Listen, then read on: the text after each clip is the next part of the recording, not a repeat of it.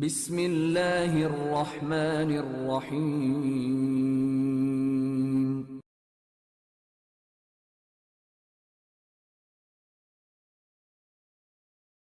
Assalamualaikum warahmatullahi wabarakatuh. Innal hamdalillah nahmaduhu wa nasta'inuhu wa nastaghfiruh wa na'udzu billahi min shururi anfusina wa min sayyiati a'malina. May yahdihillahu fala mudhillalah wa may yudlilhu fala hadiyalah.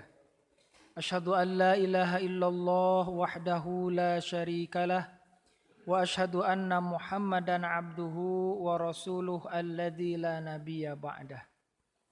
Allahumma salli wa sallim ala Muhammad wa ala ali Muhammad amma ba'd.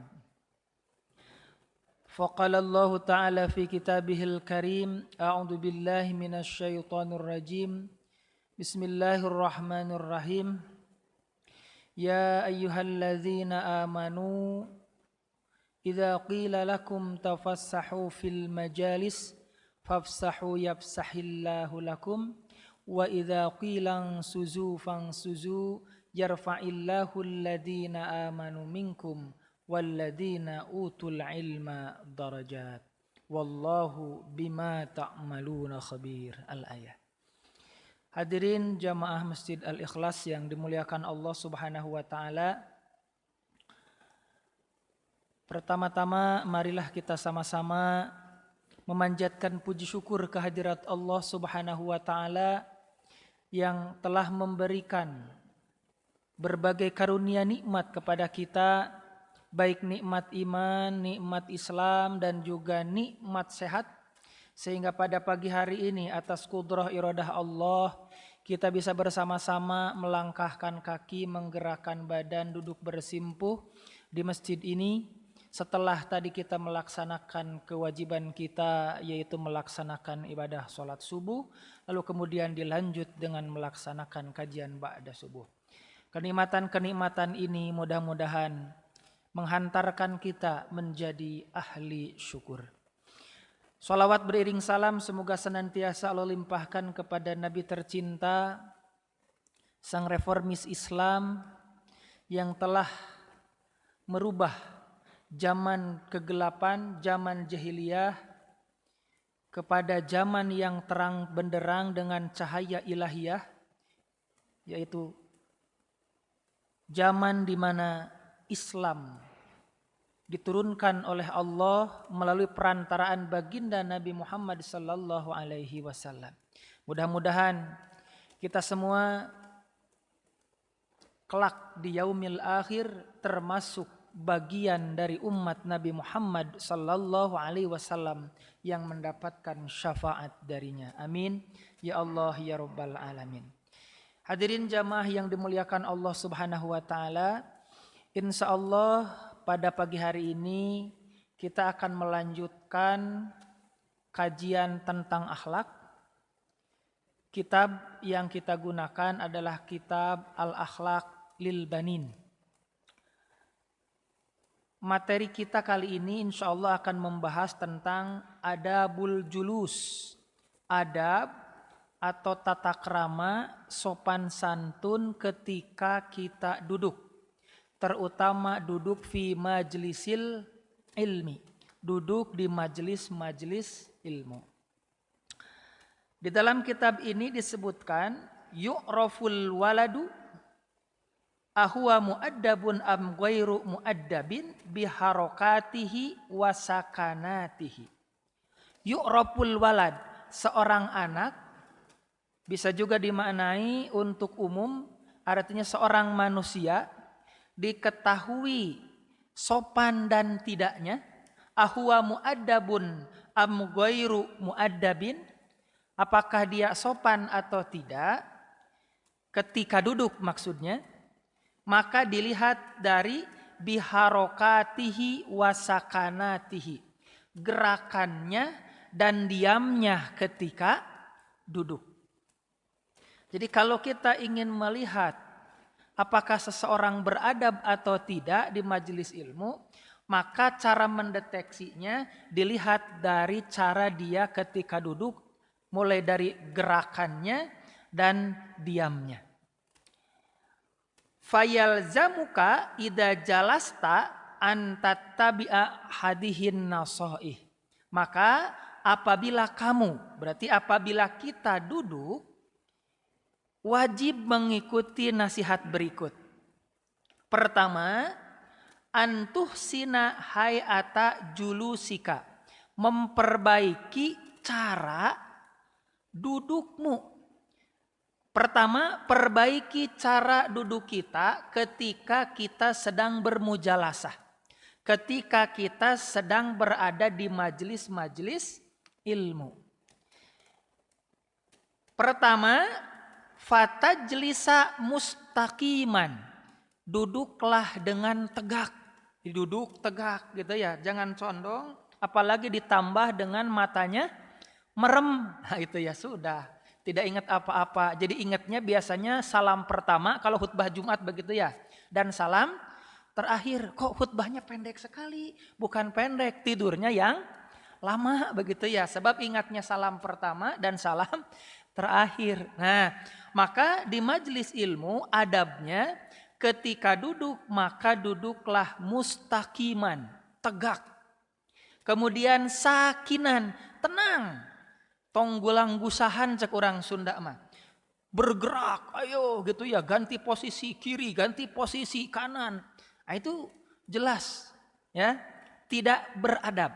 Bahkan nanti kalau tidak salah sudah pernah dibahas ya, ada duduk yang diperbolehkan, ada duduk yang tidak diperbolehkan.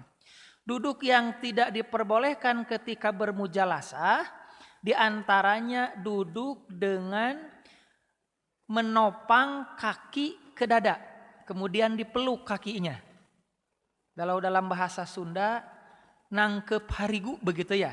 Duduk sinangkep harigu. Nah itu jelas tidak boleh ketika berada di majelis ilmu. Kemudian la tu'awwiju ra'saka au badanaka. Jangan kau condongkan kepalamu atau badanmu. Tunggu di majelis ilmu, jangan ya. Harus tegak. Seperti itu. Bahkan di dalam kitab Ta'lim Muta'alim disebutkan di sana di antara syarat kita mendapatkan ilmu yang bermanfaat ketika berada di majelis ilmu, yaitu diantaranya duduk dengan penuh perhatian. Ya, duduk dengan penuh perhatian. Itu diantara penyebab kita mendapatkan ilmu yang bermanfaat. Kenapa harus duduk dengan penuh perhatian? Karena duduk dengan penuh perhatian di dalam kitab Ta'lim Muta'alim bagian dari ta'dimul ulama. Bagian dari menghormati orang yang berilmu. Nah itu diantara adab ketika belajar. Diantara adab ketika bermujalasah duduk di majelis ilmu. Di antaranya di sini juga la tu'awwiju ra'saka au badanaka. Jadi ketika sedang bermujalasah di majelis ilmu, badannya harus tegap, tidak condong ke kiri, tidak condong ke kanan, apalagi ke belakang sampai kemudian ujungnya tidur begitu ya karena tidak tahan. Nah, tidak diperbolehkan. Kalau memang tidak ada udzur syar'i. Tapi kalau sakit dan lain sebagainya tidak apa-apa. Kemudian wala tamuddu rijlaika, dan jangan kau selonjorkan kakimu. Mau diselonjorkan ke depan begitu ya. Sehingga kemudian menghalangi orang lain untuk duduk.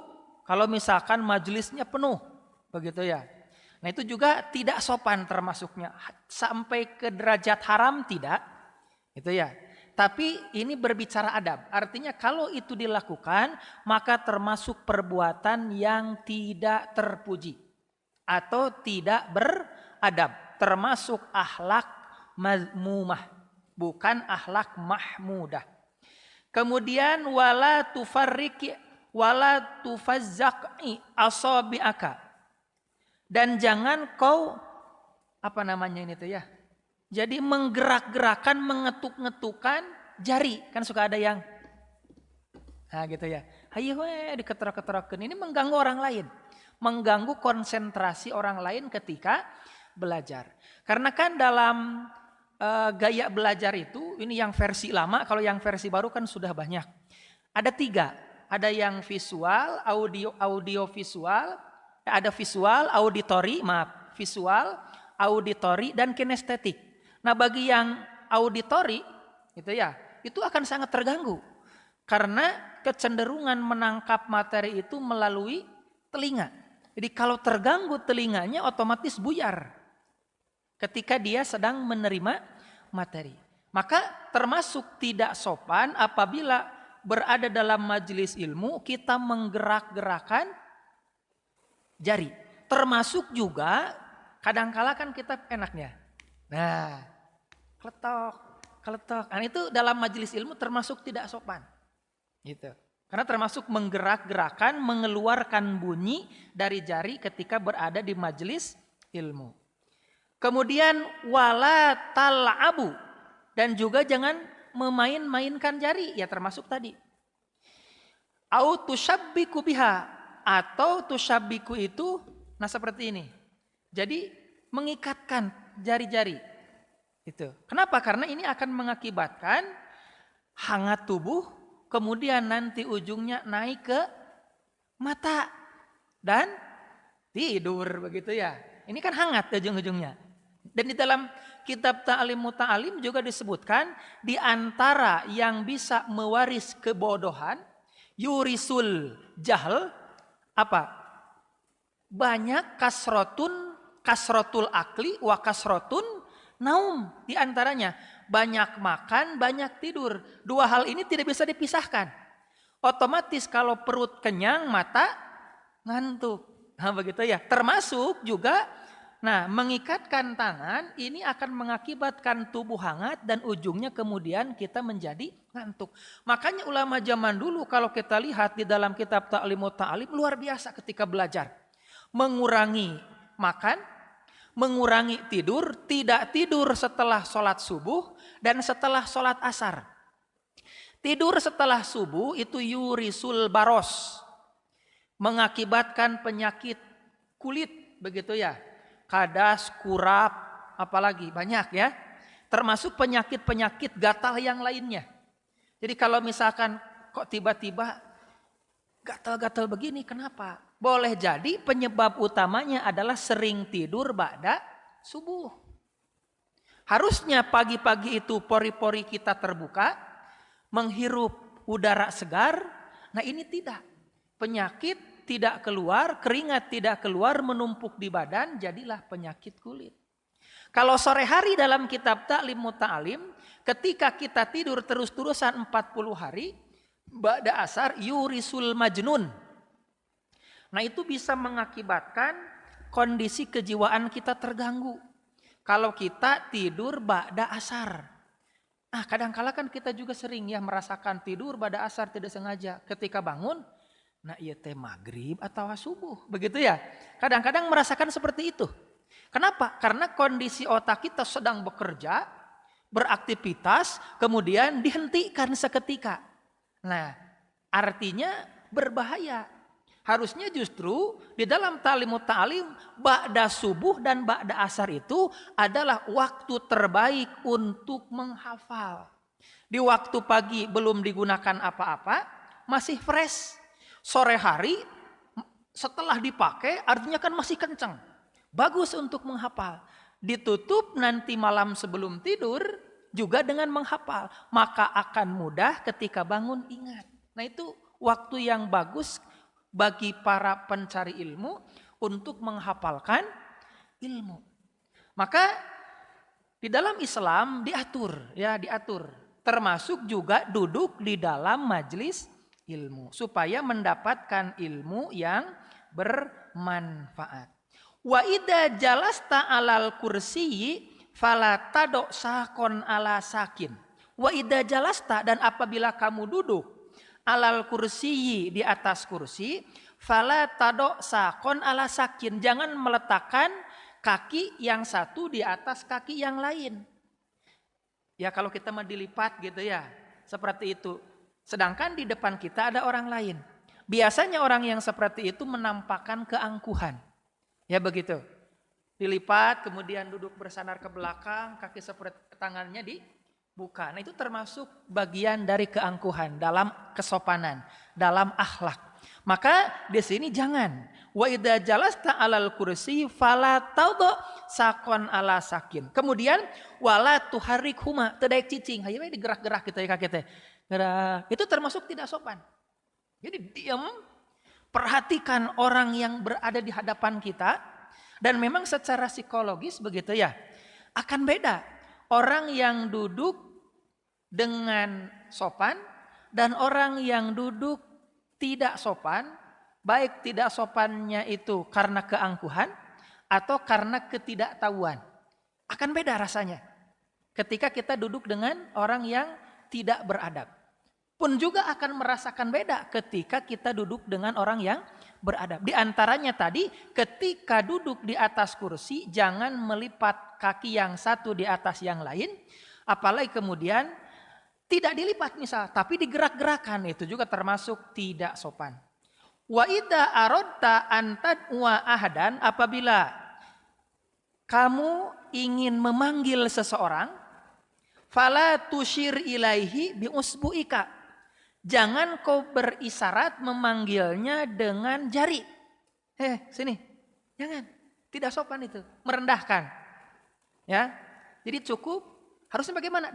Datangi atau panggil di sini bi usbuika au bi ra'sika, atau misalkan dengan tangan atau dengan kepala. Nah gitu ya, itu tidak sopan. Termasuk merendahkan. Walakin ud'uhu bi sautika ma'a khafdihi. Tapi panggillah dengan suaramu ma'a khafdihi, suara yang pelan. Ya artinya kan suara yang lembut begitu. Kang punten tiasa ka dieu. Nah gitu, John. Nah gitu ya. Apalagi dengan satu jari. Nah, itu merendahkan dalam Islam. Kan itu bawahan saya. Sama. Dalam Islam manusia dipandang bukan dari status sosial. Dalam Islam manusia dipandang dari segi sejauh mana ketakwaannya. Inna akramakum indallahi atqakum. Sesungguhnya orang yang paling akram, yang paling mulia di antara kalian ialah atqakum. Orang yang paling bertakwa di antara kalian. Karena kita tidak bisa mendeteksi ketakwaan seseorang, maka kita wajib menghormati siapapun mereka dengan status apapun mereka. Caranya tadi diantaranya ketika kita memanggil, panggillah dengan suara yang pelan. Artinya apa? Artinya datangi. Kalau jauh ya kita samperin, datangi Kang tiasa ka bumi sakedap. Nah itu kan luar biasa. Daripada digerok. Kecuali kalau kondisinya darurat, jauh begitu ya. Kemudian ini penting sekali. Kalau ke sana dulu nanti keburu lewat. Nah itu boleh. Dalam kondisi darurat, dalam kondisi memang kondisinya tidak memungkinkan untuk datang. Kemudian memanggil dengan panggilan yang lembut. Supaya apa? Kae latu dial hadirin. Supaya tidak mengganggu yang lain. Ya kan kalau teriak-teriak mengganggu yang lain. Begitu.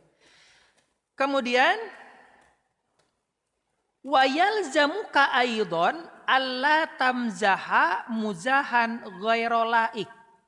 Dan juga kalian di dalam kitab ini tidak boleh bergurau dengan gurauan yang tidak sesuai, dengan gurauan yang tidak layak, dengan gurauan yang tidak baik.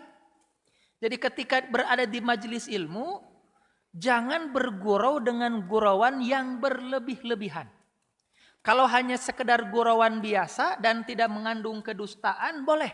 Kadangkala kan sedang duduk nunggu, misalkan gurunya datang, ustadznya datang, kiainya datang, kita ngobrol-ngobrol begitu ya. Terkadang tidak sedikit yang kemudian lupa dengan kondisi. Sehingga kemudian dia terbahak-bahak karena membuat lelucon. Nah, dalam Islam ketika kita berada di majelis ilmu, jangan sampai melakukan hal itu. Kenapa? Karena satu, tidak sopan. Yang kedua tadi, tu'dil hadirin, akan mengganggu orang-orang yang hadir di majelis ilmu. Sebaiknya apa yang kita lakukan di majelis ilmu? Ketika kita masuk ke majelis ilmu, maka aksiru bidzikri, perbanyak mengingat Allah Subhanahu wa ta'ala. Jadi ketika kita datang ke masjid, sudah niatkan di masjid untuk thalabul ilmi, di masjid untuk ibadah, lakukan yang bernilai ibadah di sisi Allah Subhanahu wa ta'ala. Kadangkala kan kita tidak sabar, duduk ngumpul sambil nunggu ngobrol, ini itu dan lain sebagainya. Bahkan terkadang tadi mengandung guyonan yang mengakibatkan orang yang diajak berguyon itu tertawa terbahak-bahak. Nah, itu jelas tidak termasuk perbuatan yang diperbolehkan ketika berada di majelis ilmu. Kemudian autadhaka bila sabab, tiba-tiba tertawa tanpa ada sebab. Ya, nah itu juga tidak boleh. Tertawa terbahak-bahak di majelis ilmu. Atau kemudian misalkan melihat ustadz pecinya miring, nggak kuat tahan, jangan tertawa ya keluar saja, tertawanya di luar sendirian begitu ya. Atau kalau perlu dikasih tahu begitu, kan kadangkala ada yang mungkin bagi yang lain tidak lucu, tapi bagi dia itu lucu begitu ya. Saya kemudian dia terbahak-bahak. Nah, ini akan mengakibatkan sakit hati, baik itu mungkin bagi orang yang di sampingnya atau kalau sedang proses belajar mengajar bagi yang mengajar. Bagi yang mengajar. Ini pernah saya ceritakan ketika saya kuliah di UIN. Saya bukan tidak sengaja dan memang tujuannya bukan ke dosen ya. Saya senyum kepada teman saya. Karena teman saya senyum.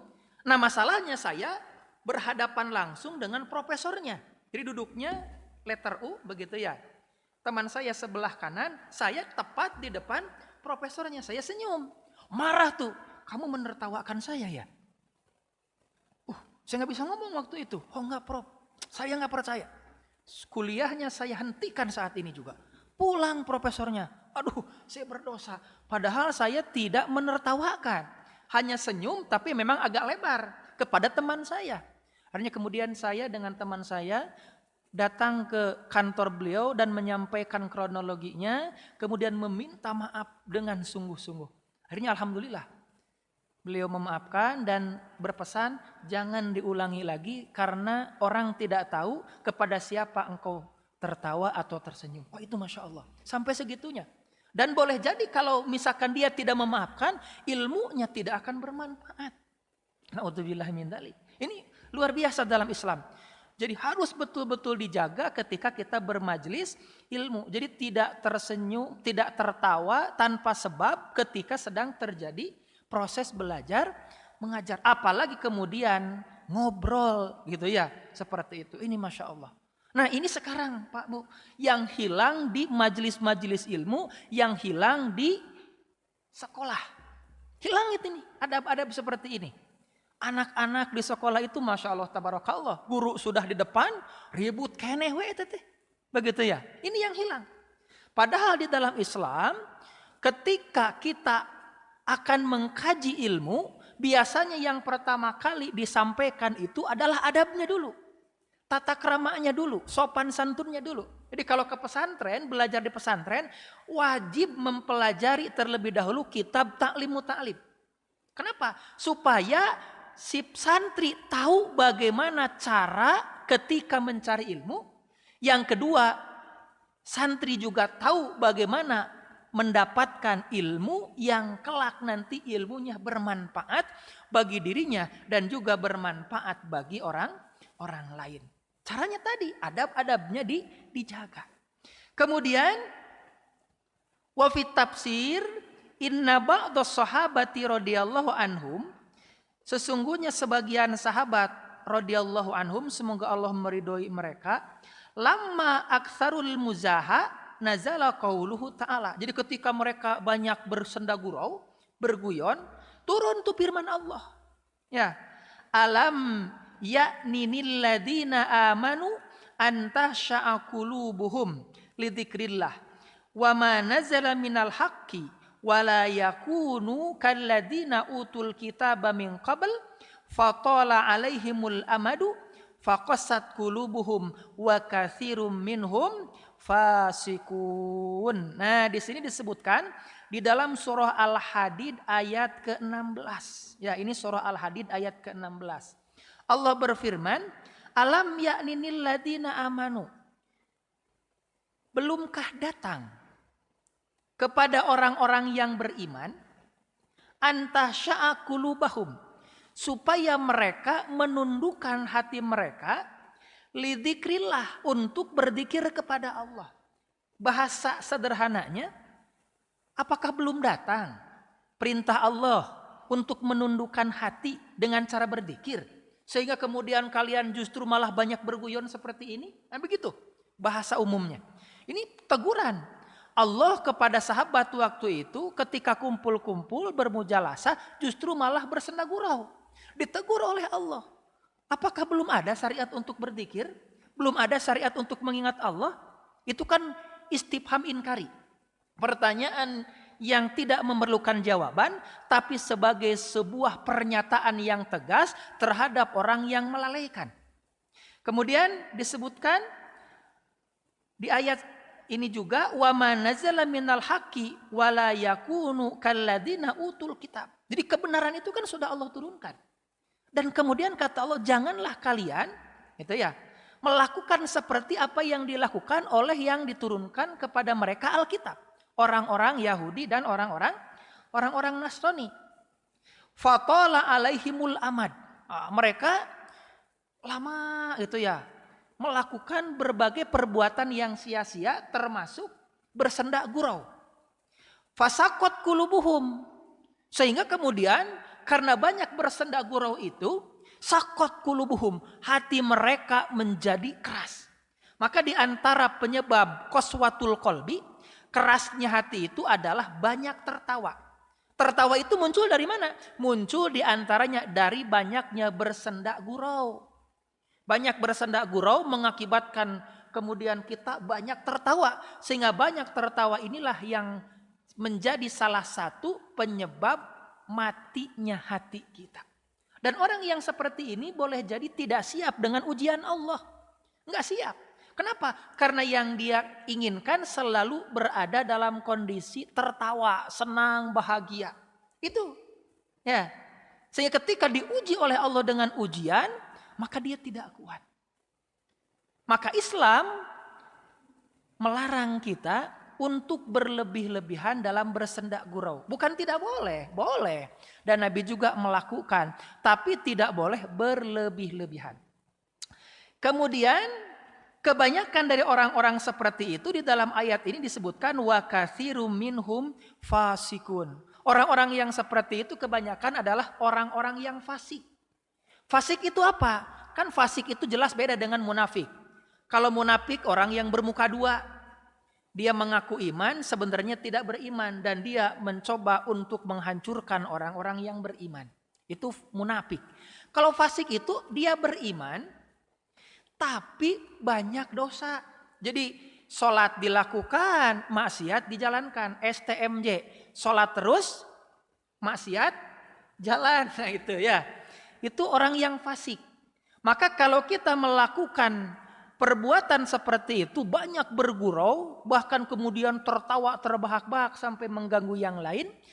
Di dalam ayat ini sudah termasuk kategori orang yang fasik. Berarti orang yang berdosa namun dosanya termasuk dosa-dosa yang ringan.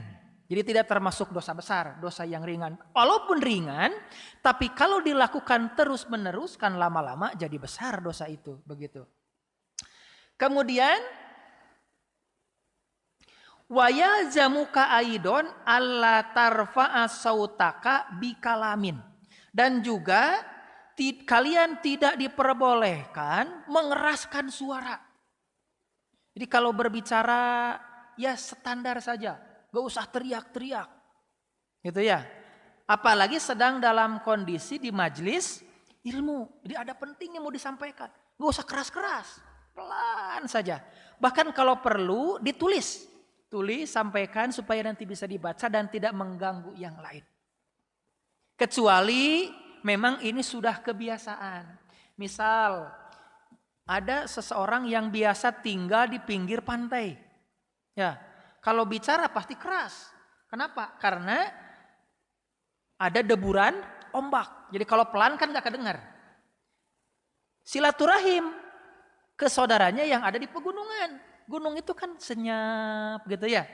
Kalau ngobrol pelan begitu. Makanya orang Bandung kalau ngobrol itu pelan-pelan. Kenapa? Karena kondisinya di gunung-gunung.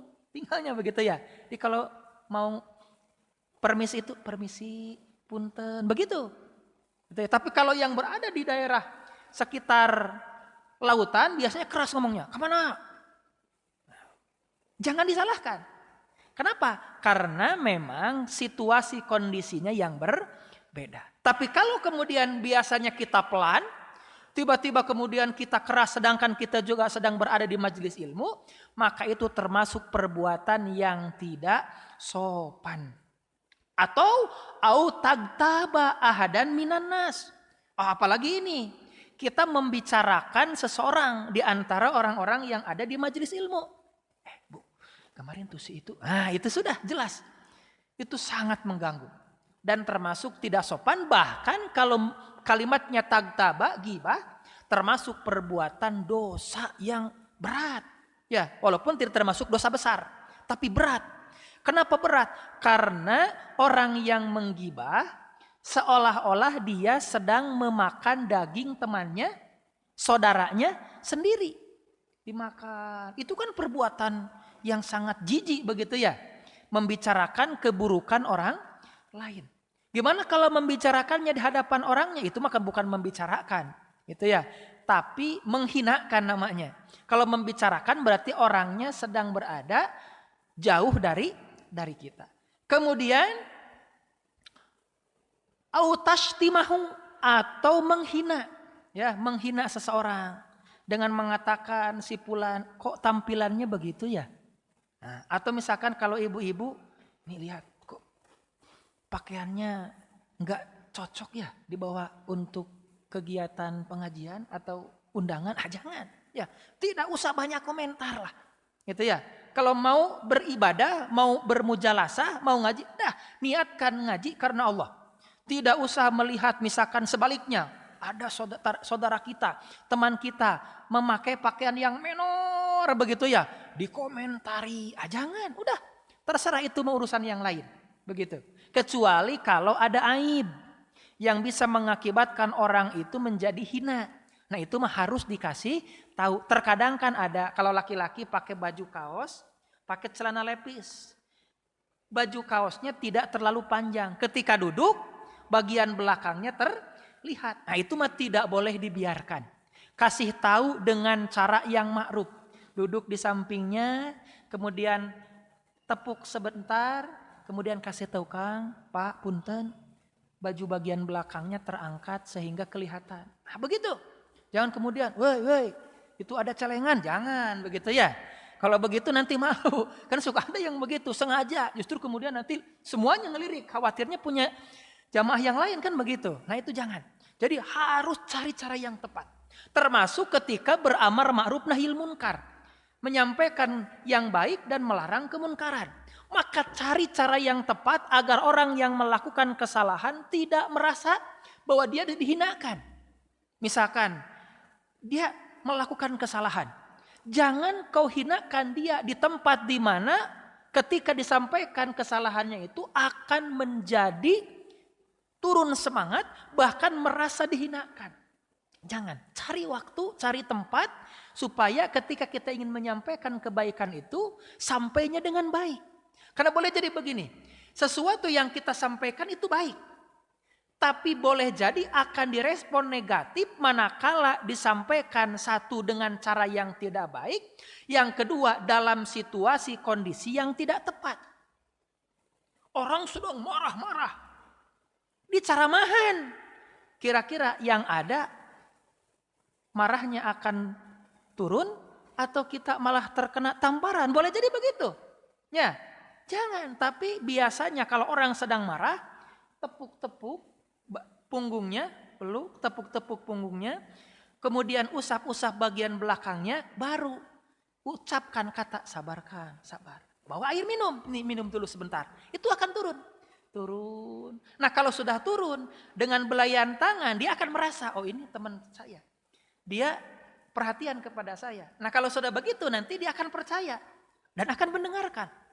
Ya, kadang-kala kan kita mau justru malah dimarahi dua-duanya. Ujungnya apa? Ujungnya yang tadinya yang bermusuhan itu mereka, malah mereka jadi memusuhi kita. Kan begitu. Maka dalam dakwah itu juga sama, ada strategi. Ud'u ila sabili rabbika bil hikmati wal mau'idotil hasanati wajadilhum billati hiya ahsan. Ud'u ila sabili rabbika bil hikmah. Bil hikmah itu dengan ilmu diantaranya. Menurut sebagian para ulama. Wal mau'idotil hasanah, dengan contoh-contoh yang baik. Artinya praktekan. Wal wajadilhum billati hiya ahsan, dengan bermujadalah, diskusi. Gitu ya. Kalau misalkan orang itu sepi dari ilmu, tidak punya ilmu, maka ajak dia, beritahu dia dengan ilmu yang sudah kita miliki. Kemudian dengan contoh, dia sudah punya ilmu, sebenarnya dia tahu, tapi sulit. Gitu ya. Kalau kemudian kita beri dalil, ya dia sudah tahu dalilnya.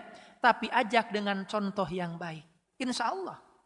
Misalkan di lingkungan kita kotor, nggak usah teriak-teriak, Pak, Bu, kok sih di masjid kita kotor, padahal kita tahu hadisnya, nggak perlu.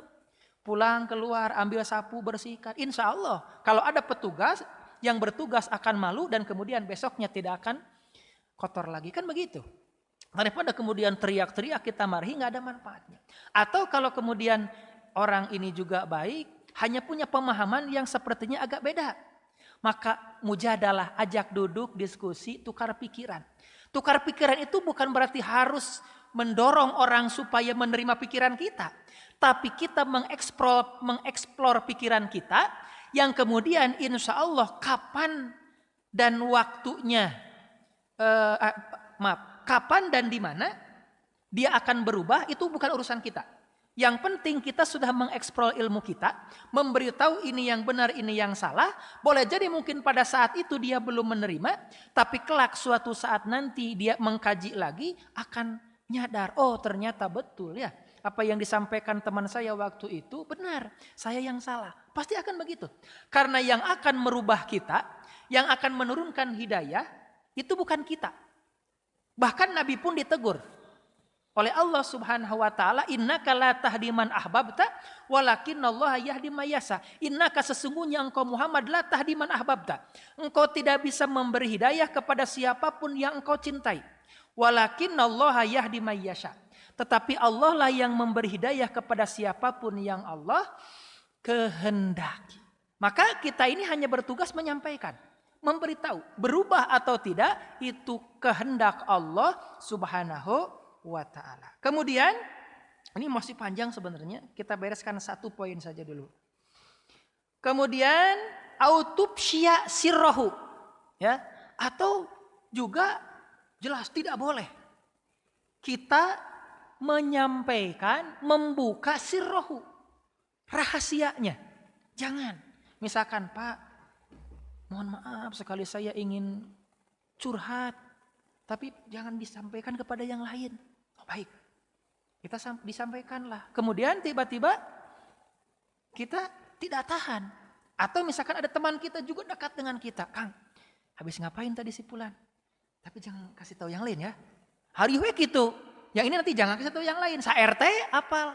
Kan gitu ya. Nah pokoknya kalau memang itu rahasia, simpan baik-baik. Tidak boleh ada yang tahu yang lain. Sekalipun itu suami kita, istri kita, anak kita. Jangan.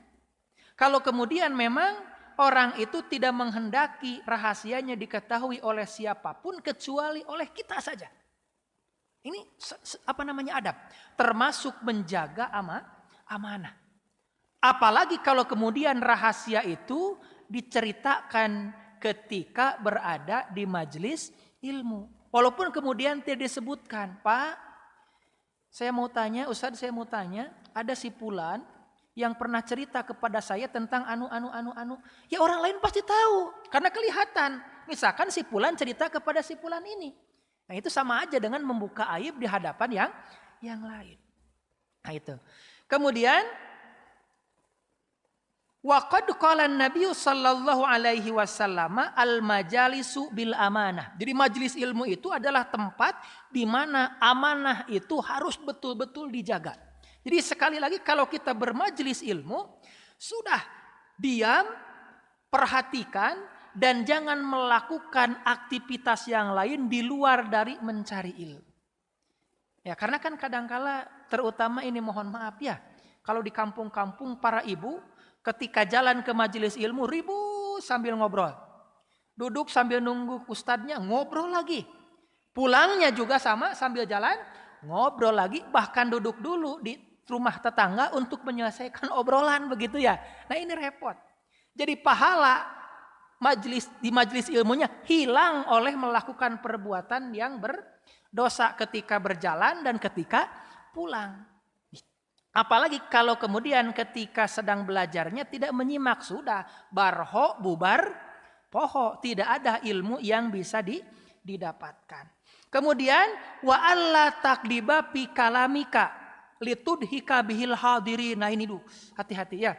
Jangan membuat-buat cerita supaya orang lain itu tertawa. Nah, ini kan banyak ya yang begitu. Di TV kemudian dibuat-buat cerita. Saya tuh pernah lewat sini. Oh, nah itu kan padahal tidak. Padahal biasa saja. Tapi dibuat cerita supaya seolah-olah cerita itu menarik dan pasti cerita ini akan membuat orang lain tertawa. Itu nggak boleh dalam Islam. Jadi boleh kita berguyon dengan syarat guyonan kita itu tidak mengandung kebohongan. Boleh, tapi tidak mengandung kebohongan.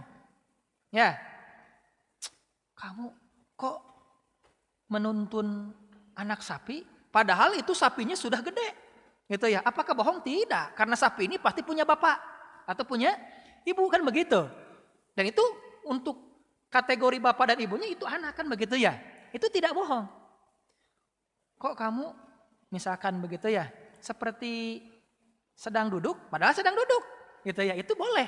Karena memang faktanya seperti itu. Tapi kalau kita kemudian berbohong dengan tujuan agar orang lain tertawa, padahal faktanya tidak, itu termasuk perbuatan yang dilarang di dalam Islam. Makanya profesi pelawak itu di satu sisi baik, tapi di sisi lain banyak madaratnya. Sehingga boleh kita lihat, ini tidak semuanya tidak, ya hanya sebagian. Banyak pelawak-pelawak yang kemudian ujungnya mengkonsumsi narkoba. Kenapa? Karena dia selalu happy, tapi ternyata fakta sesungguhnya dia tidak bahagia. Kenapa begitu? Karena tadi banyak tertawa menyebabkan qaswatul qalbi. Hatinya mati, susah mendapatkan ketenangan, begitu. Ya Masya Allah, gitu ya, berat. Maka harus cerdas tuh menjadi pelawak itu. Gimana caranya bisa membuat orang lain tertawa tapi tidak mengandung kebohongan. Fakta, real, nyata memang ada, tapi kita bisa buat menjadi sesuatu yang menarik. Itu luar biasa berat. Karena kalau tidak salah dikit jadi dosa. Kemudian wafil hadis wailun, bahkan bahasnya keras dalam hadis, wailun lilladzi yuhaddisu bil hawadisi, bagi orang-orang yang bercerita untuk lihat hakaminhul kaum, supaya kaum-kaum itu tertawa. Fayaktib, lalu kemudian dia berbohong dengan ceritanya. Maka kalimatnya wailun, celakalah. Ya yang namanya celaka jelas. Kalau kita lihat di Quran wailul lil mutaffifin, itu kan juga berat. Di mana? Fi jahannam, di dalam neraka jahanam. Bagi orang-orang yang dikatakan wail, celaka. Berat begitu ya. Seperti itu. Sehingga ya harus hati-hati. Ketika berbicara harus dipilih kata-kata. Supaya kata-kata kita murni benar. Tidak mengandung sedikit pun kebodohan. Maka dalam Islam falyakul man kana yu'minu billahi wal yaumil akhir falyakul khairan au liyasmut. Barang siapa yang beriman kepada Allah dan kepada hari akhir, falyakul khairan, maka berkatalah yang baik, au liyasmut, atau kalau tidak bisa diam sudah. Diam jauh lebih aman daripada kemudian kita berbicara, tapi kalau kemudian bicara kita tidak tahan pasti akan mengeluarkan kata-kata yang tidak baik atau membicarakan keburukan orang lain. Maka diam. Ibu kumpul, diam gitu ya. Nggak apa-apa, dibilangin kuper dan lain sebagainya. Yang penting kita tidak melakukan dosa. Tapi kalau sekiranya kita bicara itu banyak hikmah yang akan didapat oleh orang lain, maka bicara jauh lebih baik daripada kemudian kita berdiam diri. Baik begitu untuk pertemuan pagi hari ini sementara. Insya Allah mudah-mudahan ada manfaat yang didapat. Yang benarnya dari Allah, salahnya murni dari kesalahan saya pribadi. Usikum wa nafsi bitaqwallah. Billahi taufiq wa hidayah wa ridha wal inayah. Wassalamualaikum warahmatullahi wabarakatuh.